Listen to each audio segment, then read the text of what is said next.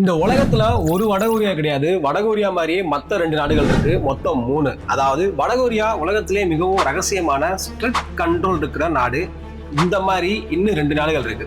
இங்க இருக்கிற மாதிரியே one man power, no free media, கடுமையான தண்டனைகள், சுதந்திரம் இல்லாத மக்களின் வாழ்க்கை, மற்ற நாடுகள்கிட்ட இருந்து தனிமையா இருக்கிறது போன்ற அம்சங்களோட இந்த நாடுகளும் இருக்கு. ஃபர்ஸ்ட் எரித்ரியா. இது ஆப்பிரிக்கா கண்டத்துல இருக்கிற நாடு. இது நார்த் கொரியா ஆஃப் ஆப்பிரிக்கான்னு சொல்லப்படுது. இதோட தலைநகரம் அஸ்மாரா. இந்த நாடு 1993 எத்தியோப்பியாவில இருந்து விடுதலை பெற்றுச்சு. அப்போது இருந்து இப்போது வரைக்கும் ஒரே ஒரு பார்ட்டி, ஒரே ஒரு ஆள் தான் நாட்டை ஆட்சி செய்யறாரு. பிரசிடென்ட் இசையா அஃபர்கி இந்த நாட்டோட சர்வாதிகாரி ஆவாரு.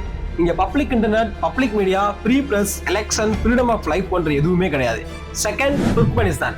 இது மத்திய ஆசியாவில் இருக்கிற ஒரு நாடு. மத்திய ஆசியாவின் வடகொரியான்னு சொல்லப்படுது.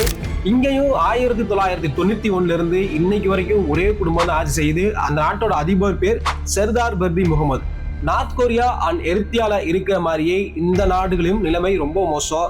ஹியூமன் ரைட் வயலேஷன் மிக மிக அதிகம்.